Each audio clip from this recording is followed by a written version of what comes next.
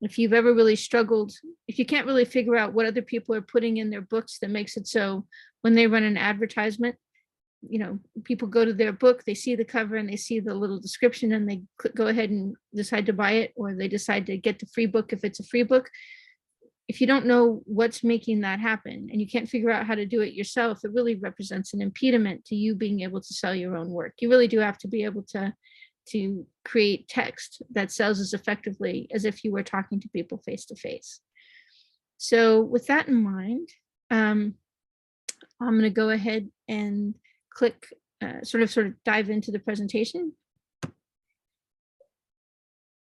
But the first place to start when it comes to creating sales copy is to spend time actually thinking about why people, your customers, whether they're readers or they're people that go to your films or people that are going to buy your screenplays, etc., why do they value the work that you particularly do? You have to think about what you do that's better than what other folks like you do, what sets what you create and design or deliver apart, how your process for creating what you deliver differs significantly from the process of others, what you do that other great creative pros do. So how are you similar to other people who are very successful in the industry you're in? How you ensure that your customers are content with the work you do. You have to know what your customers have said about you, both the good things and the bad things, but the good things are actually going to end up in your sales copy. The bad things you're probably not going to include. You're going to have to think about why you do what you do, and what about you personally makes you similar to your customers. And that last one turns out to be very important. These 8 questions are questions that almost every creative can answer about any given product or service they create. Many of us create multiple products and services, and we really have to be able to answer these 8 questions about each of them. I may be a book author, and my answer to these questions will be one set of responses. If I also write screenplays, it would be a different set of responses. And if I work as a line producer on other people's projects, these 8 answers will be different again. So you'll answer these 8 questions for any particular product or service or kind of media that you create. The easier and clearer your answers is, the more straightforward and easy to understand your responses are to these questions, the better your work is generally going to be able to sell. The reason is because when you have customers, you decide to present yourself to customers, they need to understand the answers to these questions in order to be able to decide to buy from you. And the people that are most likely going to buy from you are going to be people who are like you. They're going to see the world the way that you do. And they're going to want to buy the content that you create because it is consistent with their worldview, consistent with their understanding of how things work, consistent with their values.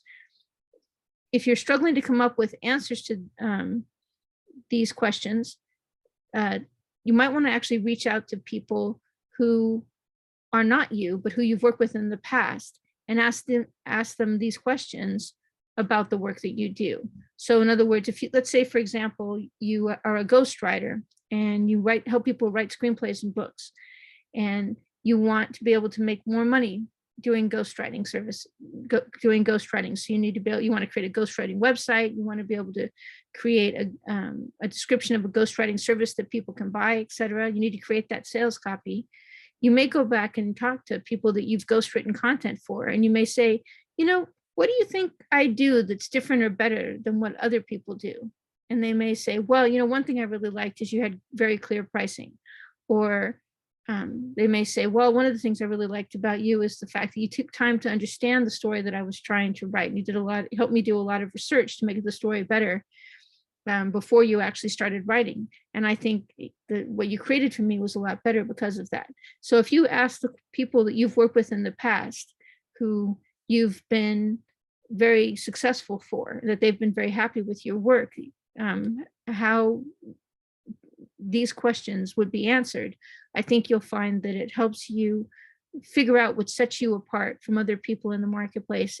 It determines what makes you different, what makes you better, what makes you like the people that they admire. For example, if somebody says, well, one thing I really liked about you is the fact that you write really quickly, and because I was working with you when I had to get, when I came to you, I had 3 screenplays I had to write, and you helped me write all 3 of them over the course of 6 months. And I thought it was going to take 3 years. So you're really a quick writer. And, I think people like Stephen King are really quick writers. So I think you're kind of like Stephen King in the fact that you're very prolific and you can create a lot of content very quickly. And I really appreciated that.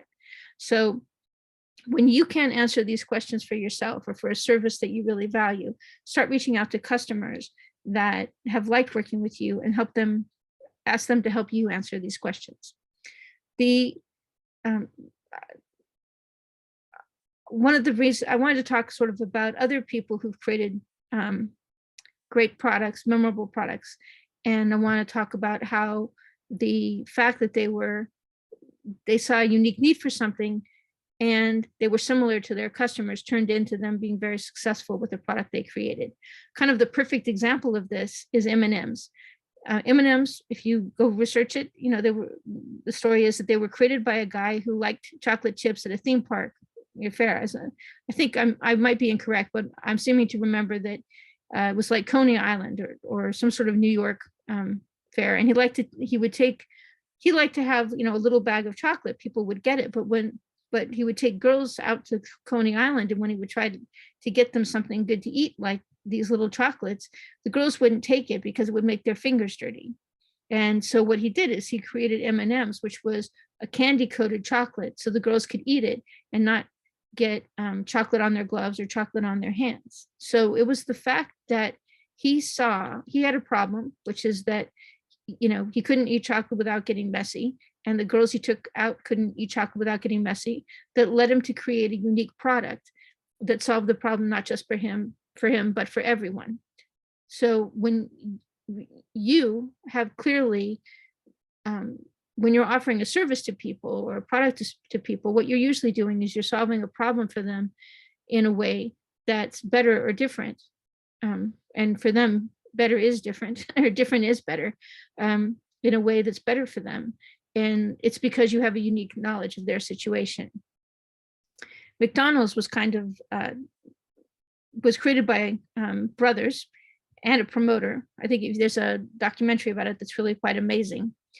And the brothers really were kind of efficiency engineers, and they liked to be able to consistently make really great burgers and fries very quickly and very quickly, very cost effectively, so that when people drop by for lunch, they could just, like we all do now, just drop by, order your burger and get it right away, and sit down and actually spend your lunch hour eating lunch instead of spending an hour waiting in line. And in effect, they created fast food. And the promoter, who actually, traveled all around the country and had to eat as a salesman and had to eat food everywhere, and used to spend, like an hour or sometimes longer just trying to get lunch or trying to get dinner, stumbled across this little restaurant and was shocked and amazed at how quickly he had managed to eat and how great the food was. So he decided to represent the McDonald's way of cooking food. And that created the whole concept of fast food, which is consistently delivered good food that people can get, because it's made the same way every single time. If you think about Tom Hanks, if you think about his brand or think about what he does differently, he delivers wholesome, inspiring thrillers that let you leave the theater feeling good about yourself and the world. Like, you'll notice that he's not appearing in things that where it's incredibly gory. He's not appearing in things where people at the end of the story are much worse off. The good guys win in Tom Hanks movies. So that's kind of his unique brand, is that he's kind of, if you see Tom Hanks in a film, you know that the film is going to be something that is interesting, entertaining, and safe to watch, from a mental health perspective. So now let's talk about Hans Zimmer. Hans Zimmer is a composer. He creates music for huge productions, And he gets hired consistently by producers over and over and over and over again. And he gets hired because he does something different from other composers. He's consistently different. He gives producers iconic, original symphonic film tracks that turn major motion pictures into stirring, iconic cinematic experiences and create a new movie revenue stream because people like this music so much they buy the soundtrack to listen to. So if I'm a producer and I produce a film, obviously, especially for a film like Pirates of the Caribbean or any of the kind of huge films that he works on, the soundtrack is a key component of the theatrical experience. It's critical to making that a larger than life, big screen, worth $300 million, something, a tentpole movie. And Hans Zimmer consistently delivers that kind of symphonic and choreographed, just incredibly beautiful music that sets the mood for the picture and hits all the dramatic high points, etc. And is the fact that he can do that so consistently, and he actually ends up creating something that stands separate and apart from the film, which can also be sold, that can actually generate revenue, makes him a really, if a producer can work with Hans Zimmer, if he has enough money to, and if his project is interesting enough to Hans Zimmer, he chooses to, because he's going to get this unique benefit of something that's iconic, original, and symphonic, and creates a new revenue stream. So each of the people that I talked about sort of on the left side of the screen, each of the people I've just talked about had something unique that they offered. And if you take a look at the items on the right side of the screen, questions 1 through 8, each one of those people, when they were talking about their product, could have answered these questions in a way that made it clear what set them apart and what made them different from other people who provided a similar product. For example, the M&M guy could say, what I do that's better than other folks is I create chocolates which do not get people do not cover people with chocolate, even on a hot day when they're walking around a park. So it's a great treat that people can share that doesn't get them dirty. And then what sets what you create, design, and deliver apart? Well, the fact that it doesn't get people messy is a really important thing. And the fact that I can deliver that candy consistently day after day, and I'm the only one, I have a patent on it, I'm the only one that can create it. That's what sets it apart. How does your process for creating what you deliver different from the process of others, right? So if you think about all the people on the left and you think about how they would answer the questions on the right, I think you'll see that it's them. It's something unique about them that makes what they're creating different. So in order for me to be able to show you how to answer these questions, I have to answer these questions so that you can see what the answers would look like. Because what I'm suggesting that you do as a preparation for being able to write good sales copy for your work consistently, I'm recommending that you actually copy those questions and answer them for every project that you do. So I'll show you how I would answer these questions. So if I were answering these questions for the training stuff that I do, the Nancy Fulton Meetups, I would, if it says, what would you do that's better than what other folks like you do? Well, I deliver modular workshops that help people do what they want to do. And what sets what you create and design and deliver apart? I assume people know or will learn the craft on which their work relies. I don't try to teach them how to write a book that I think is good or how to make a movie I'd like. I focus on the brass tacks and the achievable and the instantly actionable, and I highlight the kind of mistakes that will be expensive. Third question, how does your process for creating what you deliver differ from the process of others? It's faster, it's more diverse, it's less stressful, and it's more cost effective. What do you do that's similar to what other great creative pros do? I help people do the work they want to do. So I like other great creative pros who happen to be teachers. The thing that sets them apart is the fact that they help people do the thing that they want to do very efficiently. How do you ensure your customers are content? Well, I offer more events all the time. So if people don't like my stuff, they don't go to it and they stop buying it or they stop subscribing. And if people send me emails or reviews, I read them. What have your customers said about you? That my work is helpful and empowering. Why do you why do you do what you do? Well, I like to learn and I like to teach and I like to help creatives happily, safely, and profitably create. What about you personally makes you similar to your customers? I'm compelled to create for a living. I'm driven to work, and I do work even in times when it would be easy not to. So I've answered these questions for one of my, for the Nancy Fulton meetups that you're all a member of. And for good or ill, these are the answers. These are my answers to those questions. And I create marketing copy for my content consistently. And you'll see I hit these notes routinely. So another example, because I do write fiction as well. So if I have to think about my fiction books and what sets them apart, particularly if I'm thinking about sort of the mysteries and thrillers that I write, what do you do that's better than what other folks like you do? I write high concept mystery thrillers set in Hollywood and other high-end locations that aren't so gory or ugly or vicious to make you hate the world you live in. What sets what you create or design or deliver apart? Strong, candid main characters with interesting insights on the world and other characters in the story, interesting science, psychology, and crime types you haven't heard about, fairly accurate descriptions of locations people find interesting.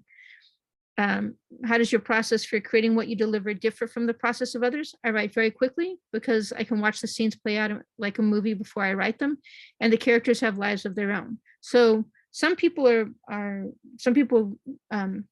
sort of plot things out, and they plot things out and they create outlines and so forth. And I don't do that. I have sort of an outline in my head, but really I'm kind of a channeled writer in the sense that I watch the scenes in my head.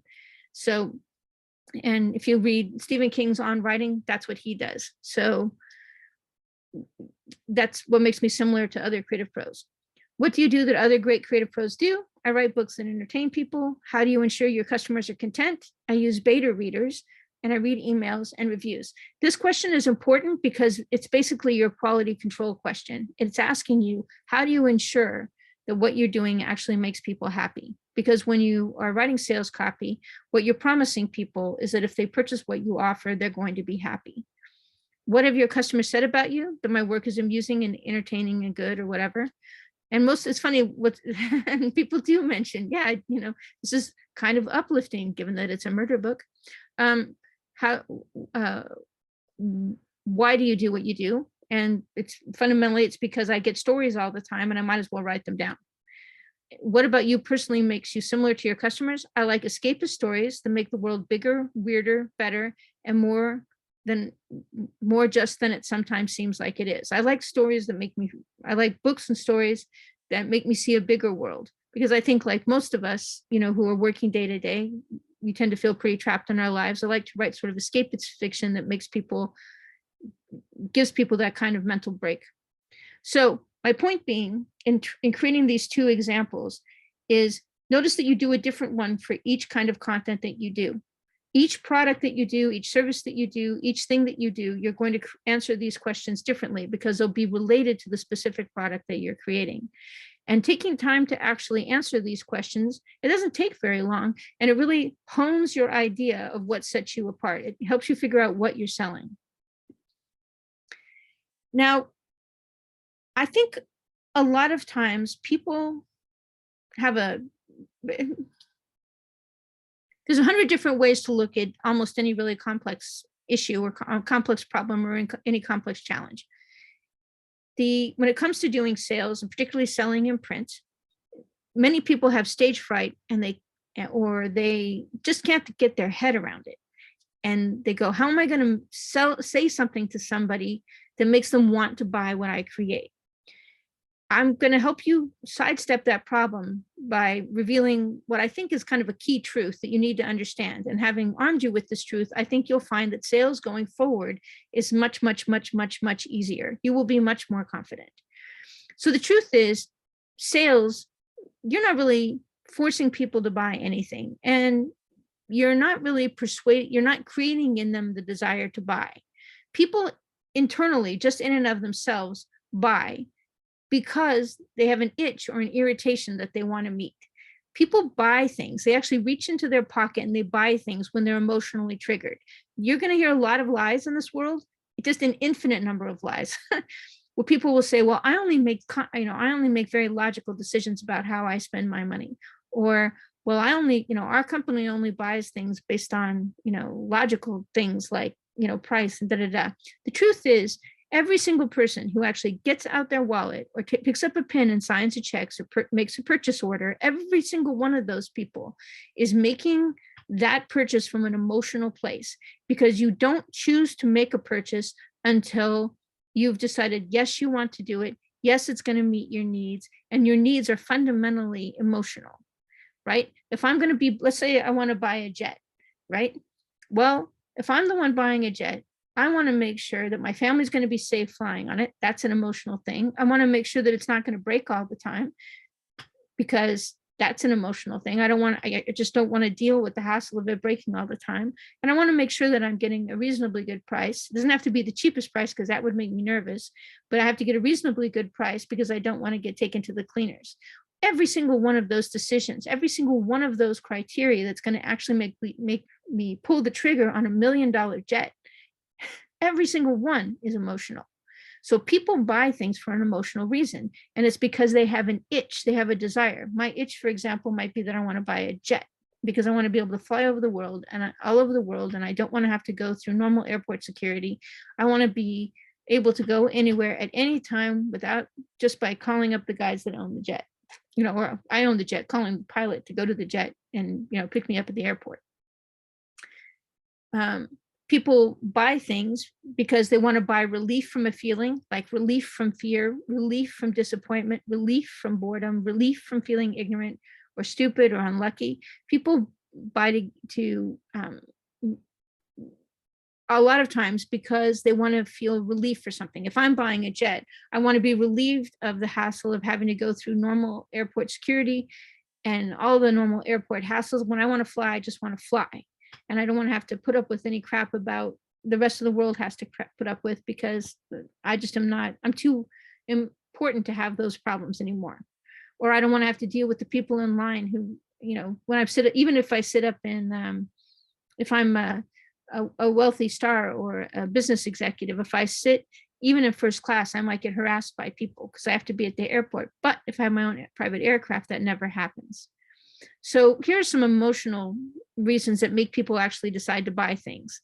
I'm sick of worrying about what happens to my family if I die. So I think one very common example of a very big expense that a lot of people put money into is, for example, life insurance. Most people do not buy life insurance unless and until they get married and or they have a child. Those are the two reasons that they choose to buy life insurance. And they choose to do it because they're worried about what's going to happen to their family after they die.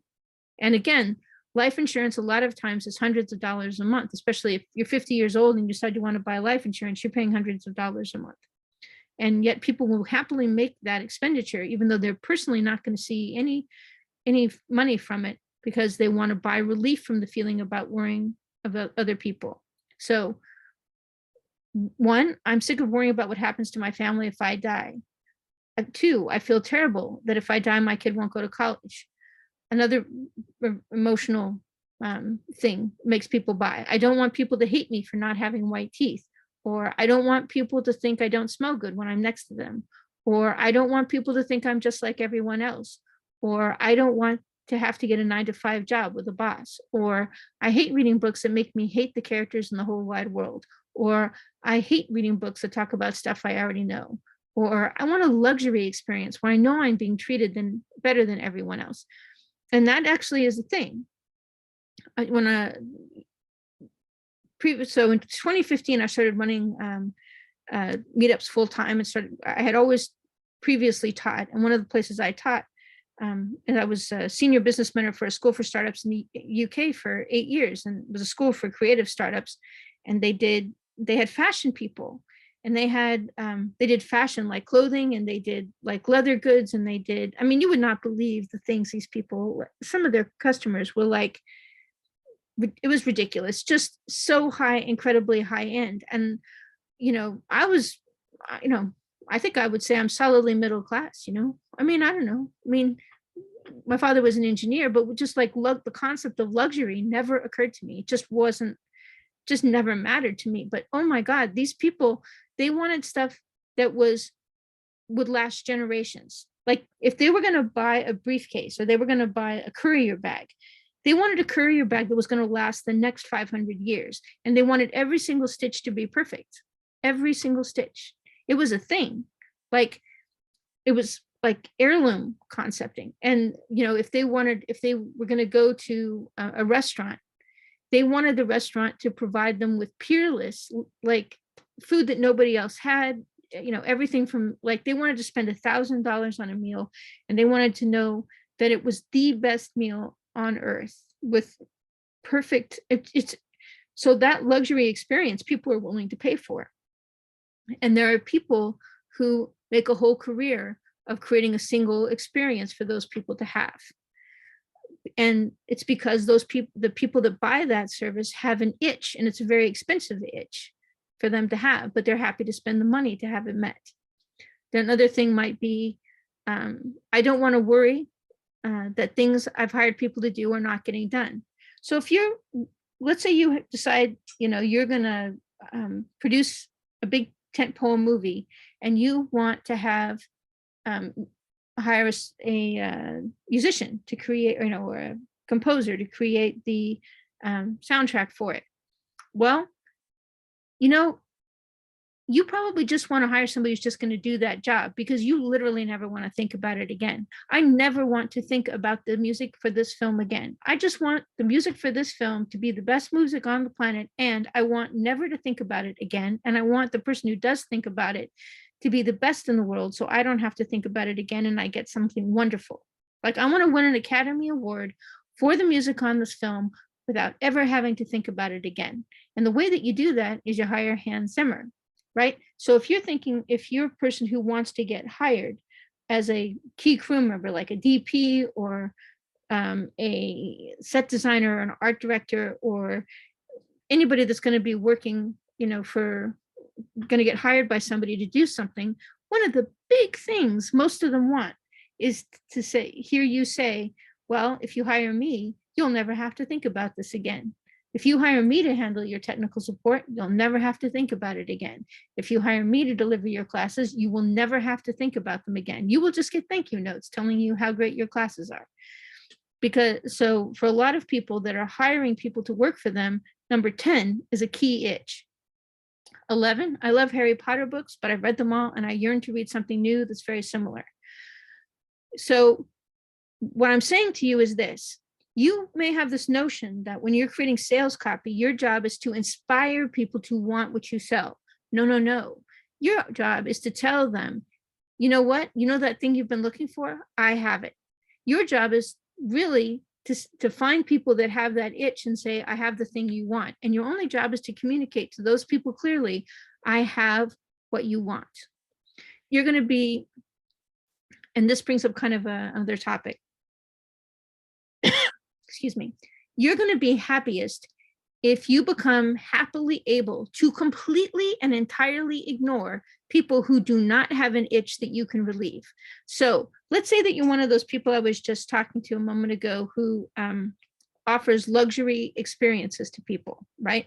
Maybe you're a therapist and you charge $500 an hour, but you've had great clients in the past. You've helped them do amazing things. You know that you are literally the best of the best. Like if you are Aaron Sorkin and you're having mental health care problems, I am the therapist you want to come to because I can get you back to work, happy, functional, making big dollars again. And not everybody's going to be able to do that. You don't really want anybody just tinkering around in your brain. You want the very best. So you're promising this luxury experience.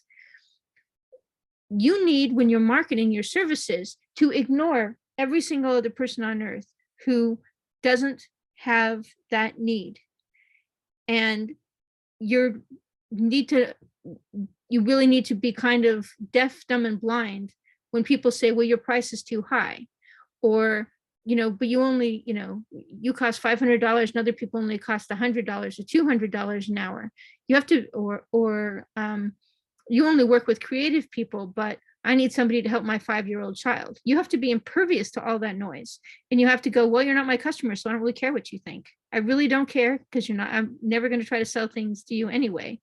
Because the truth is, most of us, when we're trying to sell our products and services, we end up getting distracted by all these people who aren't our customers anyway. Like, you're not my customer. If you're Hans Zimmer, somebody says to you, what you're selling costs too much, you go, yeah, I don't want to work with you. And if you're Hans Zimmer and you're on your way up, and you're saying, you're taking your stuff to producers, and they go, well, I don't want to spend that much on my music. You go, okay, well, then I'm not your guy, because I'm the guy that you give your project to, and you get iconic symphonic music that wins Academy Awards and turns into a product that you can sell. And if you were my guy, you would say, you'd be asking me questions about that. You wouldn't be asking me questions about price, because price is not your issue. Your issue is how much can my soundtrack make for you. So people don't, I want to emphasize to you that when you're doing your marketing copy, you don't have to worry about offending people or upsetting people. People don't generally reject you for offering them something that just doesn't meet their needs. They just ignore you. So if your sales copy runs into somebody and they don't have the itch that you're trying to scratch, they're not going to care. They're just going to, ignore it and go on about their day. They just don't care about you because it's not relevant to them. They're not rejecting you. They don't care about you because they don't have the itch. If they say, well, your stuff's too expensive, or whatever, they're just saying you're not their customer. Do you know what I mean? It's like, I'm not your customer. They're not saying your product is bad. They're saying your product doesn't meet my needs. But who the hell cares? Maybe they're not the kind of customer that you're trying to serve, right? So, in effect, you like French horns, and you're playing, they like French horns and you're playing the drums. It's like, you're just not even on the same page. Or they want a burger and you're selling ice cream. You're meaningless to them. And the reason I mentioned that is, a lot of times when people are trying to write sales copy, they're trying to make everybody in the whole world happy. No. You only care about the guys that want what you want to sell and want it sold the way that you want it sold. You want people that think like you, value what you value, and that you can make perfectly happy. And everybody else is just like white noise. Now, after you've sort of gone through the process of thinking about the product that you're planning to create, or the service that you're planning to offer, or the book you're planning to write, or the film you're planning to make, or the documentary series you're planning to work on, I want you to stop and think about your perfect average customer for your given product or service, based on who likes your work or who you think is going to like it. So in marketing, one of the most useful things you can create is something called an avatar. And an avatar is kind of a make-believe customer who kind of represents the perfect kind of customer that you want to work for. And a lot of marketing research is designed on really kind of coming up with what that avatar is. They call it a customer profile. They call it a proxy customer. They call it customer research, because they're trying to figure out, where can we find the customers that have this certain set of properties. So you'll find that if you actually can't make up kind of a fictional customer that that you're planning on serving, and then start looking for people that are similar to that fictional customer, you will do better. Also, if you write your sales copy as if you were writing to that fictional customer, you'll do better. Because I think a lot of times when people are writing their sales copy, they're struggling because they're trying to make everybody happy. And if look, I only have 3 customers I should be trying to talk to, or here's my perfect customer. I'm going to pretend that I'm writing my sales copy to that perfect customer, and I'm going to ignore everybody else on the planet. So this proxy customer or avatar, which is an idealized stand-in for a whole set of customers, a whole group of customers that might exist in the world, is a really handy thing to create. You may decide that you have more than one proxy customer or more than one avatar, because you may find you've got sort of different market segments that you have to serve. For example, in the work that I do, obviously, so I pitch my work at Creative Pros, and I personally am kind of a jack of all trades, a Renaissance type person. I work across media because for me, I don't really see the difference between writing a book and turning the book into a podcast, or writing a film and then turning it into a book and then turning it into a podcast. For me, story is a story, is a story, is a story. It's like how you can tell it a billion different ways. That said, and I do create content for people like that, but I also create content for people who have a very strong niche. They consider themselves only a screenwriter. And so I might come up with avatars for the screenwriter, a screenwriter avatar, which is just the guy who writes screenplays and what his objectives are and so forth. So let's talk about an example of a proxy customer, something I suggest that you might write. So Sadie James is a seasoned entrepreneur, 30 plus, who has been successful in running one or more businesses or working on a contract basis previously, but now wants to make media, whether it's books or feature films, documentaries, podcasts, event series, etc. She wants to learn what she wants to know, when she wants to know it. She wants to master new skills, tools, and options as quickly as possible. She is not fear motivated, is not starstruck, and asks for help when she needs it. She is a businesswoman who looks for creative events and answers on Eventbrite, Meetup, Facebook, women's groups, etc. So this is a sample avatar. Now, it might be the case that when I go out in the world and I start looking for all the Sadie Jameses, I might find out that they don't just hang out on Eventbrite or Meetup and Facebook or in women's groups. They also turn up on Instagram in particular groups, or they might be in Twitter and and follow certain hashtags. Like I might find different characteristics about them. But, the Sadie Joneses, I know, are the kind of customers that I should be shopping for. Alternatively, or in addition, I might decide, look, I also have a Michael White type of customer, and it's just a made up name. Michael White is a seasoned, successful creative, 30 plus, changing disciplines from writer to producer or actor to producer, who's looking for efficient methods for doing exactly what he wants to do. He's self-motivated, hardworking, and practical. He likes to network, but would rather talk business than drink. He has a lot of options when it comes to work he could do. So his focus is on what delivers the maximum benefit for minimum output. He wants to put the least possible amount he can into the work in order to generate a positive return. So in other words, he's the kind of guy who I might say, well, documentaries are probably the easiest thing for you to do. There's a market for them. If you're a writer, you know how to do the research. They're very quick to produce, and they have a much shorter path to market than if you decide you want to do feature films. Those are harder to pitch, harder to sell, harder to market. A good documentary about something popular is always an easier sell, right? So that's the kind of thing he's looking for is, what's the fastest track to market? He's a creative business guy who looks for industry events on Eventbrite, Meetup, business networking groups. So those are two avatars that I might use for when I'm thinking about writing the copy, or thinking about where to advertise, or thinking about who to advertise to when I'm creating sales copy. Now, if I was thinking about book stuff, I might say Peggy Levine likes mystery and thriller books that lie somewhere between cozy and procedural. She needs a compelling, proactive, attractive lead character with a sense of humor, wants to live vicariously, luxury, wealth, family, attractive people, interesting in romantic relationships, etc. And she wants to learn things she didn't know. She wants to finish the book thinking that was good, rather than worrying about how many ways she and her family could be killed and how sick and ugly the world has become.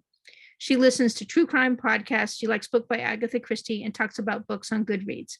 Now, notice at what's in bold on each of these avatars is where these people hang out to find what they're looking for, right? So one of the things that creating the avatar does is it helps you think about, well, where do these people usually hang out? Where do these people socialize? Where are they finding the kind of thing that scratch the itch that they have? Writing sales copy.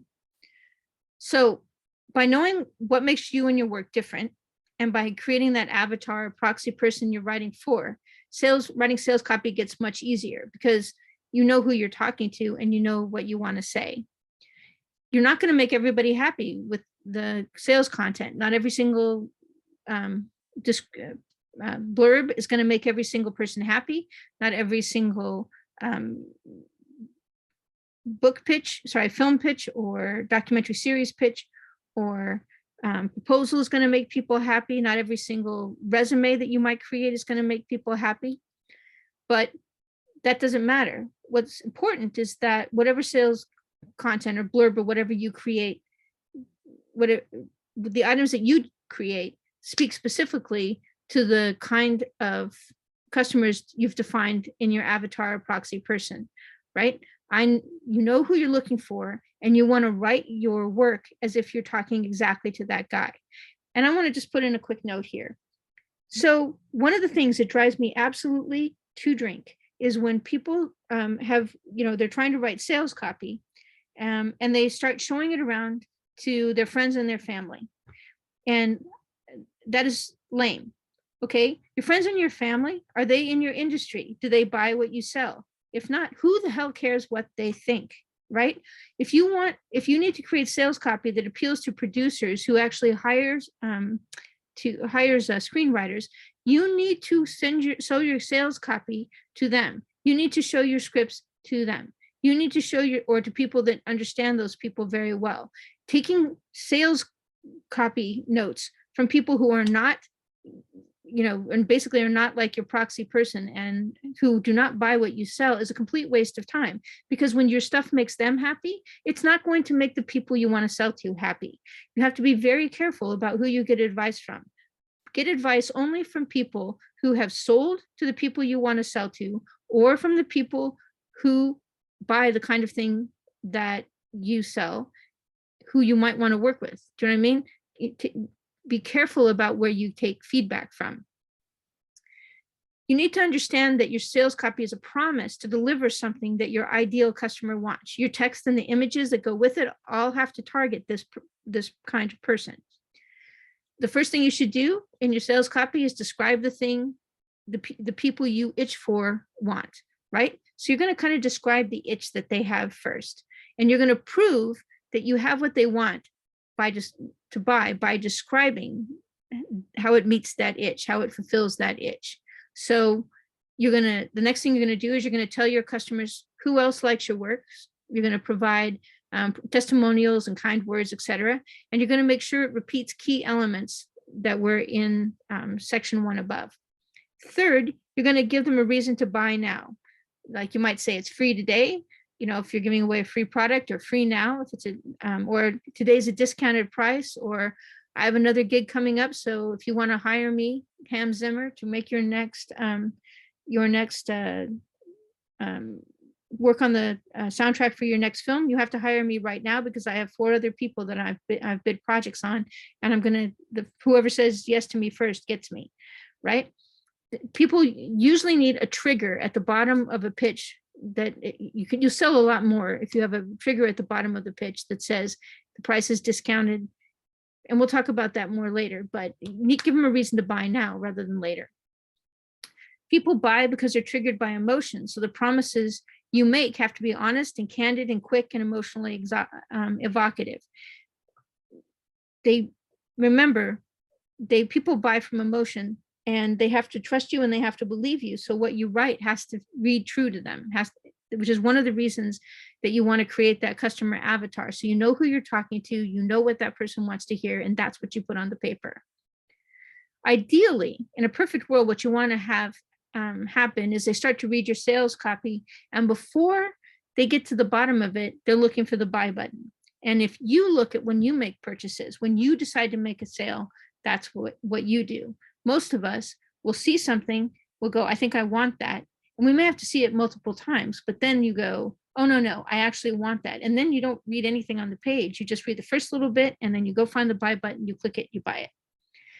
Now, I like to give away free trials for things, or I like to give away sort of low introductory content as a rule, specifically because most people aren't going to accept a free trial for something or a low cost product for something unless they're really a good, solid customer. And once you have their contact information, you can reach out to them again and again, and eventually they'll decide to buy from you. Cool. If you're making a media project, it's important to make sure that you leverage tropes and genres. And we're sort of going to go,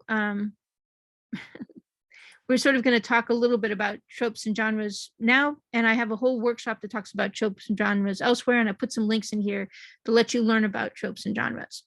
So fiction films, books, and play blurbs are generally based on genre and tropes. And it has to be crystal clear what the genre is and what tropes you're offering up in sort of the first couple of lines. Because when people buy fiction, they're looking for a specific experience or set of experiences. And your cover, your blurb, et cetera, all have to say, look, I have what you want, so that they know that they can buy it. And I just want to take a quick deviation just to sort of make sure you understand what genre is and what tropes are. So let's say that I'm going to do, there's a genre of fiction. There's sort of big genres of fiction like horror, and then there's smaller genre of, subsections. For example, I can say vampire horror, right? Vampire horror, or vampire horror is probably a good enough description. So within vampire horror, right, there are tropes. And one of the tropes is the vampire bites people on the neck. Now, if you make a vampire that does not bite people on the neck, there was going to be trouble in, Little Tokyo, because that's just going to be a hassle. People don't like it when you say something's a vampire film and then you don't give them the biting people on the neck. Another thing about vampire stories is usually vampires are seducers. They are very compelling. They're very attractive. They're very fast, physically fit, shall we say. And they avoid the sun, right? And the way that they capture their victims is they seduce them, generally speaking, at least if they like them. If not, then they're just mad hunters who wander around the countryside and, they attack people because, sometimes they're really hungry and they kill people, but most of the time your story is about them attacking somebody in particular, or seducing some girl and biting her and planning to turn her into a victim, but then lo and behold, they fall in love for the first time in 5 billion years, whatever. The point is, the trope is the thing, the biting on the neck, the being fast, turning into a bat, etc. When you're talking about fiction, people like the genre, people buy based on genre, and they buy because there's certain tropes. And if I were to say, a gangster movie, so like about wise guys, and you're going to say, well, it's there's going to be Italians in it, because that's what I want there to be Italians, and because that's good. And I might want to have it be set in New York, although it's okay if they come out here, but they're going to have the New York sensibility, and they're going to kill people all the time. And there's going to be like this family aspect to it, because, it's called mafia is family, etc. Right? So you're going to have these tropes that go with it. When you're pitching and selling your fiction projects, you have to get to the first thing you want to say is stuff that indicates, I have the genre you like with the tropes you like. Now, if you're not familiar with genres and tropes and don't think you are, you can go ahead and look at those links and you'll find a whole bunch of examples. And you need to figure out when you're selling fiction what your tropes are. And if you're writing a screenplay and you're pitching it, you need to figure out what your genre is. You need to figure out what your tropes are. If you want people to like your entertainment projects, it's wise to say solidly in genre and to work within the tropes. And you can violate your tropes if you really understand the reader and the viewer. For example, in Indiana Jones, so Indiana Jones and the Ark of the Covenant, or whatever it is, he has a scene where he's running through the town, and he's been fighting people through the whole movie, and fighting and fighting and fighting. And then this guy turns up and he's got a sword, and he's about to, he does this little fancy dance, and Indiana's really tired at this point. So instead of, doing a martial arts combat with the guy, he just takes his gun from his hip and shoots him, right? Well, in effect, that's kind of violating the trope, because Indiana Jones hasn't shot all the other people up until now. And yet he is shooting this guy. He's not doing hand-to-hand combat.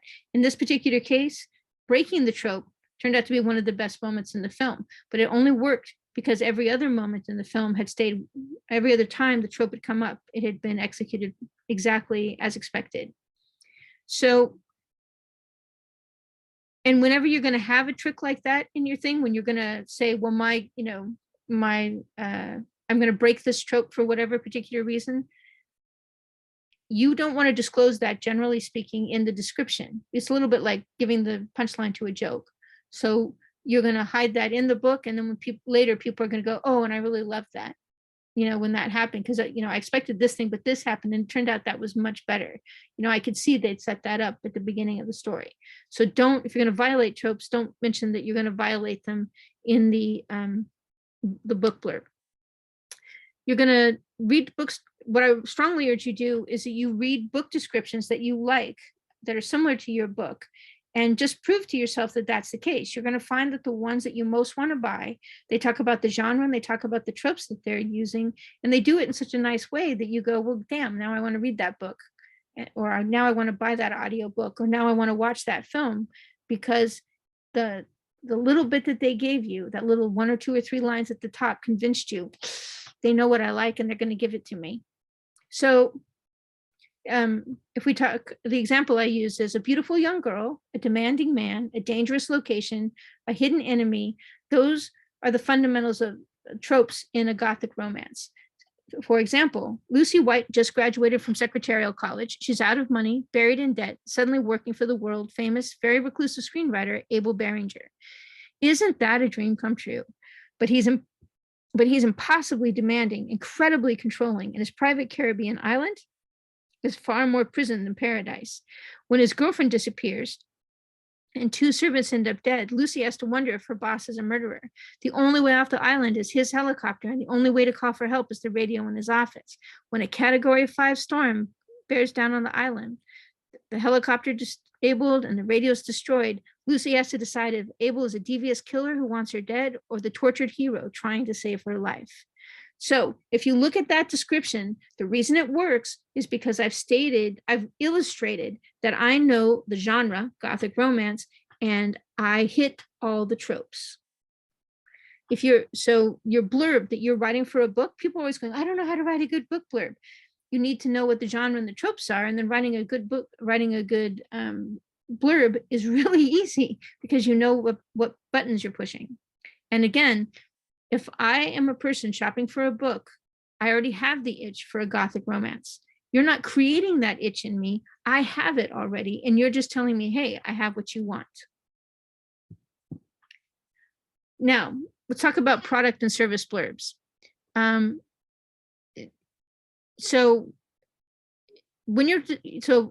I talk about products, like my Nancy Fulton Meetups is a service, right? I mean, basically my gig is that I deliver training on a regular basis to people, right? And I've sort of come up with this thing that, you get a workshop every single week and whatever it is, right?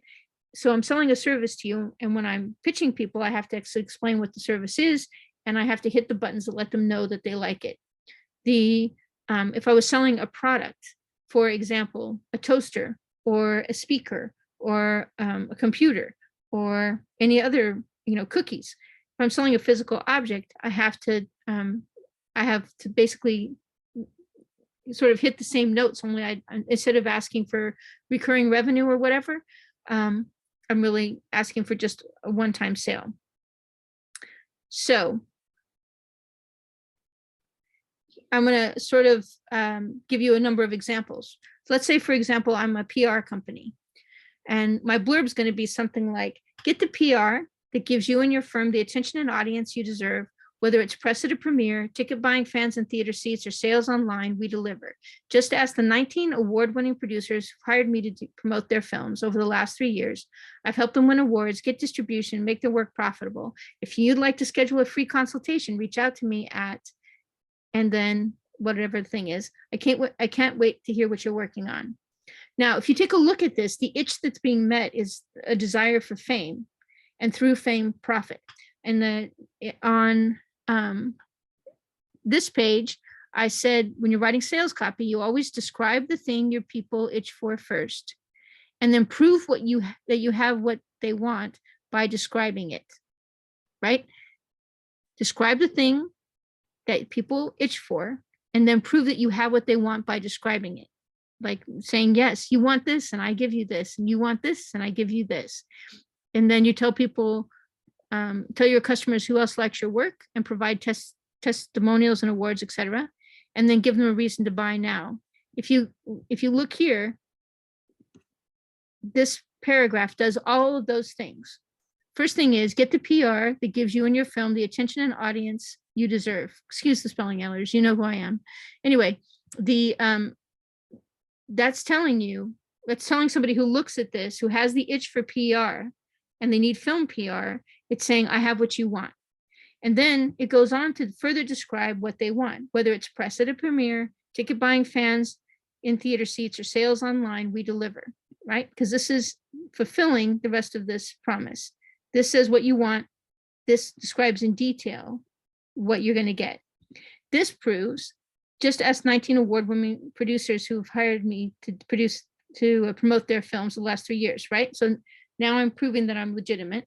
And then finally, at the very bottom, it says, contact me for a fee consultation. So if I'm doing a big sale, film PR might be $2,000 or $10,000 or $100,000. Who knows how much it's going to be?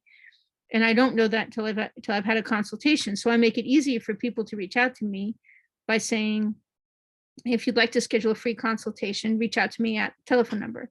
I don't actually sell this service. I'm just telling you how to write one way to write a sales blurb for it. Let's look at the one for an art director. So the right art director gives your movie exactly the look you want, helping you, your production designer, and your set dressers and your costume team get the maximum bang for your buck. I've served as art director on 11 films, 4 of which have prestigious awards, all of which have gone on to get profitable distribution. If you'd like to schedule a free consultation, reach out to me at. So what people have an itch for is the right art director. And specifically one that gives their movie exactly the look they want and makes it so they don't have to think about it anymore, because that's pretty much what they all want. People, producers really just want other people to handle their problems, because that's why you hire folks. And this line is proving that it's social proof, it's saying I can prove that I actually have successfully done this, and award-winning, etc. The itch is a beautiful and successful film for less, right? Because if you think about it, maximum bang for your buck is saying, I'll help you save money, right? I'm not going to get you the cheapest price, but I'll make sure that you spend less in order to get more, right? In a sense, it's not a luxury play, is it? Where it's spend more to get more. It's saying spend the right amount, to get a little bit more. Now let's talk about if you were selling a service. So this is the book and script blitz service, delivers your one-pager and bio to agents, managers, publishers, and producers actively looking for projects just like yours. So this is for people who are selling books and screenplays, and they want to be able to blitz the industry. So it's actually embedded into the name. And it says you're going to get your one-pager and bio to agents, managers, publishers, and producers.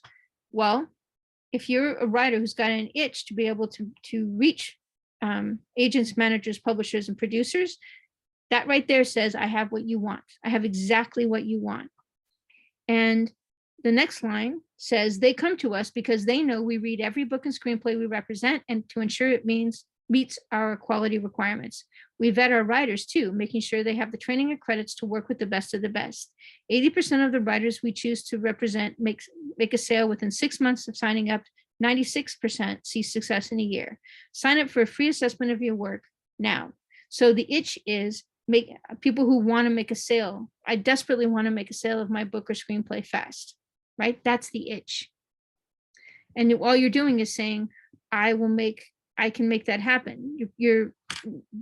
Again, you don't have to create the itch in people. You just got to find people who got that itch. And you basically, the first line you have in your sales pitch says, I have exactly what you want. And you describe it so they know that you have it. And then you lower down, you prove that you've actually delivered that to other people and say, if you want this, then I'll give it to you. Now, I want to mention a few tricks of the trade. generally speaking, when you're writing sales copy, giving people several things makes them more willing to buy. So if you have a class and you offer supporting books, or you have a service that comes with multiple perks like 3 consultations or 2 revisions, generally people like it better. If I just told people, I will write your press release for you, and press release writing service, send me your information, I'll write up a press release and send it back to you, and it will I'll charge you $50. You're less likely to say yes to that than me saying, I will give you 2 revisions. It's oddly enough, or I will give you I'll consult with you and I'll give you 2 revisions. People just like more for less, and a single price for a single thing doesn't make them happy. A single price for 3 things does make them happy. I don't know why it is. It's just the way the world works, and you can't always meet that obligation, but I mentioned it to you in passing. People like numbers because they're concrete. So if you say the documentary that I'm pitching has 7 interviews with leading physicists talking about how the universe is a hologram, 7 interviews. The fact that you've said 7 makes it better than if you just say, I'm going to be interviewing people who are leading physicists. I don't know why. The fact that you put a number in makes people like it better. Saying you have 4 episodes or 9 strategies, etc. People like the numbers. They like having the confidence that a specific set of things is going to be delivered to them, and they have like knowing that it's going to be more than one. People like bundles and series, which is one reason to write several fiction books in a series rather than just one, or to create a box set of several books that people can get for single price. People feel confident that they're getting value for their money if they get more of a bunch of things rather than just one of something. They, quite frankly, and I know that you've had this experience, they may only really want one of the things that you're offering, but damn it, they like the fact that they're getting more. So when if you're looking at the description for the mystery novels, right? And it's a mystery series, and for $5 you can get 3, or you could get each one for 2. You're going to spend the $5, you're going to get 3. And even if you only like one of the book descriptions, because maybe the other 2 are good, and anyway, it's more instead of less. If you mention a big series, if you mention a series of big numbers, then mention a small number as your price. It does seem to help people sell more. It helps me sell more anyway, or has in the past. People do like discounts, but it's important to understand the discounts have to be 40% or more to have a major impact on your sales. So a lot of times people will send me an email and they go, save 15% today. And I'm like, no, I'm not signing up for your thing. If I was going to sign up for your thing, the 15% would not really matter. I mean, if it's most consumer products, like, if you said to me, save 15% today on the, $100,000 that I'm going to spend, you're going to spend on hiring Hans Zimmer to do your music for your particular film, or the $1 million. Okay, well, I guess $150,000 is a good amount, but I don't know if it's going to make me hire Hans Zimmer that much sooner. If you said, if you signed up today, I will do your film for $600,000 instead of $1 million, that I will say yes to that sooner, right? Because it's a big enough difference. So if you're going to use the discount strategy, think about 40% or more, and because it does make a huge difference. And you may want to set your price higher so you can offer a 40% discount. People do like money back guarantees, but they don't take advantage of them very often. So a lot of times, even when people buy something and they can get a money back guarantee, they just don't want it. They would rather, part of it's they don't want to admit that they've made a mistake. Most people will go for a subscription or a package deal if they get a lot more for less, but they want to be able to cancel subscriptions at any time. Like, I don't know about you, but when I go to a website and it says, it's $20, but it's billed annually, I just don't like to buy it. If they say to me, it's $20 a month, and then you can get it for 60% off if you buy for a year, I'll do that deal. But I have almost never done the one where it says buy, but you have to pay up front, because I'm like, well, it's not really monthly then. What it is this is the annual price, and you're just telling me that you're just telling me the $20 or whatever the number you're telling me is not really the price, because I can never pay that amount. I have to pay 12 times that amount, and that's a lot more. So it's an interesting I mention that because most people these days, when they're selling content, a lot of people are selling subscriptions, or they're selling monthly memberships. So they're selling, if you're selling PR these days, a lot of times you're selling a monthly contract. Have 3 pricing options and make the middle price the best deal for you and for most people. Some people will always want the highest price. They'll want the best of the best. And some people will always want the lowest price. But most people are going to want a good deal, which is the one in the middle. So those are just sort of tricks when you're writing sales copy if you want to present multiple pricing options. Now, I generally say that people should sell something free for best results. So most of the time when people are getting leads, they're going on to Facebook or they're going on to advertising platforms and they're advertising. And if you run an ad and you present people with something that costs money, like, 10 books, $5 for this particular book, or a 99-cent book or whatever, you're hitting them. They've never seen you before, and you're instantly asking them for money. Well, if they say no at that point, you're never going to see them again, right? And they might really have wanted what you're going to offer, but you're never going to see them again. Whereas if you say, look, get something free that's really good, then they'll look at it, they'll go, I got nothing to lose, I'll get it free. They know that they're joining your mailing list. They know you're going to be pestering them after this point. But the point is, they know, wow, this actually is a good deal. I did get something for free, and it did sound like something I really wanted, and I do really like it. So now I'll take a look at the rest of the products, and you make that easy by contacting them on an ongoing basis. So giving people something for free means that you capture that lead that you got from the advertising service. So you never have to pay to reach that guy again. And that is a tremendous thing. So generally speaking, I think you should try to advertise to get people to a point where they'll give you something for free. And for book authors, it's always going to be a book. If you're a screenwriter, you might have to be a little bit more inventive. You might say, when you're reaching out to producers, you can go, I hope or agents and managers, you have to be a little bit more inventive about what you're giving away free. In effect, really, with agents and managers, you're saying, you get written a really good pitch letter and you're saying, I'll give you my book or script to read for free. But when you're reaching out to other people, you may actually come up with something else that they particularly want. So you can, reach out to them in the future. For example, you might tell somebody, look, I want to make friends with this producer. I don't want to send him something that's not solicited, but maybe I send, maybe I mention meet them through Virtual Pitch Fest, and then I say, I have I did a bunch of research on the history of guns in the United States. I thought you might, you do a lot of true crime stuff. I thought you might find that has some interesting information you can put into some of your projects going forward. If you do historical projects, I think you might find it interesting. Do you want me to send it over to you? And they can say yes. And then you haven't given them your screenplay, but you have given them a book that they like, and they may very well reach out to you because they want more content like that in the future. My point is, there's almost always a way to give something free to somebody in order to get their email address and or permission to reach out to them in the future. Delivering something free is kind of the safest way to prove that you can deliver, that something that people want.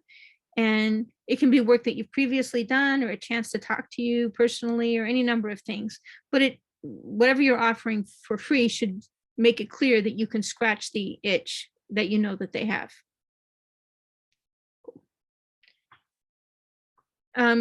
These are some suggestions that I think you'll find useful if you have to create sales copy and you want to get really good at it. And I have to say, as a writer, being able to write sales copy is like money in the bank. Like, when all else fails, you can just literally go into the business of writing sales copy for people. There's a lot of people hate writing blurbs. If you can write blurbs well, people love you for it. If you can write product descriptions, if you can write press releases, it's a useful skill if you happen to be a writer, and it's a useful skill no matter who you are.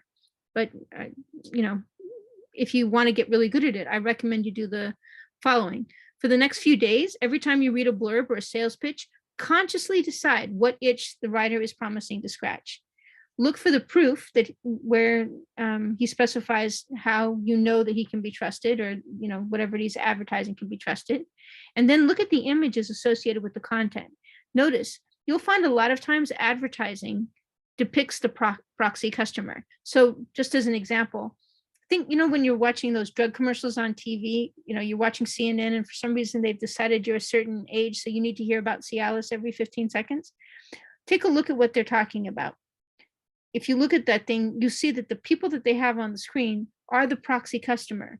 They may be grandparents, and they show them grandparents with grandkids, right? Why? Because they know that you are the person, the target market they have. Their proxy customer is probably a grandparent, and they're showing them with their grandkids, and they're saying, wouldn't you like to live long enough to be able to spend time with your grandchildren? And you go, well, yes, I would like that. And they go, well, yeah, well, we got this thing called Cialis. You should buy it, right? So usually images and animations depict the proxy customer. For media projects, they usually manage to communicate genre and trope, and they visually say the same thing. If you take a look at it, do they visually say the same thing that the written words say? You want see if you can guess by reading the copy or watching the advertisement what the writer's avatar proxy customer looks like. What specific characteristics do they have? And then think about how this picture blurb found its way to you. Like, how on God's green earth did you, just living in the world, get exposed to this advertisement, right? How did it find you? What meaningful characteristic do you have that put you where that pitch could get to you? If in my case, for example, if I'm seeing commercials about drugs, it's because I made the mistake of watching CNN, and I am of a certain age, and they know that I'm of a certain age because there's big data that tells them everything. My television accounts are all wired up to my phone, and my telephone exposes me to ads all the time, and it's tracking my searches on a regular basis. When I look on Google, I use for searches, and it keeps track of what I search for. So there's like this network of data. So my TV knows what I'm watching, like it knows what I'm seeing day to day. And so it can tell that I fall into the candidacy of being the kind of person who, when watching CNN, needs to see stuff about drugs for old people. I'm not that old, but it knows I'm getting there. The next thing is you're gonna go look at into stores, like Barnes and Noble or whatever, and look at best-selling books in bookstores or on Amazon even, and take a look at how are they communicating genre? How are they communicating tropes? How are they communicating that other people really like this book? Look at indie films and see how the ones that are selling well on Amazon and iTunes, how are they communicating genre? How are they communicating? What itch are they scratching? Look at events and courses and services being sold that are similar to yours. Like, go on Eventbrite or Meetup or Craigslist or Upwork, etc., Fiverr. Go look around for people that are doing what you do and see what they're selling, and see if you can figure out by looking at it who's their proxy customer, what are they promising to deliver, how is their pricing worked out. You'll see that when they've written their stuff well, you can answer those questions because their sales copy makes it very clear exactly what itch they're scratching, exactly what they deliver, exactly gives very clear what you get for signing up, et cetera, et cetera, et cetera. Then start experimenting with writing copy to sell the products and services you most love. So you figure out how you're going to write a blurb for M&Ms. Pick your favorite book that you've read and figure out how you would write a blurb for it that communicates what you like best about it. It communicates its genre and its tropes. Start doing it for other products that are successful, and then doing it for your own will be very straightforward. I mentioned in passing, film and TV trailers are visual pitches, and they prove that the creators know the genre and its tropes, and then they drop the names of other films by the creators, and then the famous names of actors and writers, et cetera, they're going to be in the project, right? Once you sort of know this secret, you realize, oh my God, this is how you do it. People do this all day, every day. This is how people buy things. Once you've connected to someone based on their request for a free trial or some other benefit, you're going to reach out to them to offer them more of what they want. And obviously at the bottom of every email, you're going to have an unsubscribe link because that's what you have to do. And so you don't really need to feel too bad about bothering them because they can all opt out if they feel so inclined. Remember that after they've got their freebie, the issue becomes converting them into a sale, and that involves naming a price. So next week, we're going to be talking about naming the right price for things. And we'll dive deep on that. But generally, you can't pick a random price, right? If there are a huge number of people doing independent film promotion and they're charging $500 or $1,000 a month, then you're not going to charge $3,000 for that. And you're not going to charge $200 for that. If you meet the quality that you could probably charge more, but you'd have to call yourself something different. Because once you say I'm a PR guy, they're going to go, oh, well, PR guys, I got 15 people that are all charging me the same price. What the hell's wrong with you? You're charging something that's 3 times more. So pricing is a trick. And we're going to talk about it next week, but I'm just letting you know, you don't get to set your price. In reality, you have to discover what your price is by looking at what the market usually charges. When you're looking at pricing offered by others, you're going to keep your proxy customer in mind. If their product or service is delivering, if you look at competing products, is the product or service delivering what your proxy customer wants? When you see someone successfully selling what you sell or something very similar to the kind of customers you want, check out what promises they're making and check out what itch they're scratching and revise your work accordingly, right? Look at people successfully selling what you're selling and duplicate them in order to learn from them, like learn from other people who are successful doing what you want to do, because their sales copy probably has the right words in it and you need to learn what's working. So as a creative professional selling your work, especially early on, you may want to create several versions of your sales copy and experiment through ads or by presenting different versions to the kind of the copy to the people that are in the target market you're trying to serve, to see which ones actually trigger people to take you up on a free trial offer or which ones eventually lead to a purchase. Remember, you can find a huge number of supporting workshops that help you create, pitch, and sell and deliver content on the video site. If you're on this call, you have your VIP Pro, so you have access to all the content. In the workbook, you'll see a link that takes you directly to the marketing and PR content. I have a lot of it because I think I actually like marketing and I actually like PR because I think it's basically a kind of poetry. You're basically saying, I've created something really wonderful. How can I describe it in the least number of words to make it find exactly the people that most want it, right? It's like, for me, it kind of seems like a public service, actually. So when you get a chance, take a look at some of those marketing resources if you haven't checked them out. I think there's dozens of things that talk about mailing lists, et cetera, and how to give away free products, et cetera.